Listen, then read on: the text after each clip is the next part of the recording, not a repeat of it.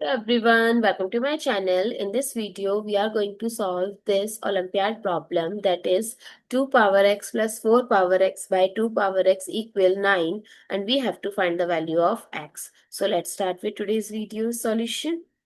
So 2 power x plus 4, I can write it as 2 times 2 whole power x by 2 power x equal 9.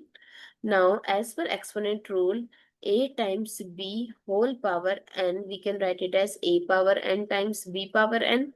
So it's 2 power x plus 2 power x times 2 power x by 2 power x equal 9. Now, if I'll take the 2 power x common from numerator, so it's 1 plus 2 power x by 2 power x equal 9. So we can cancel out this. So 1 plus 2 power x equal 9. Take this 1 to other side. So it's 9 minus 1 as 8. So 2 power x equal 8. Now in terms of exponent, 8 I can write it as 2 power 3.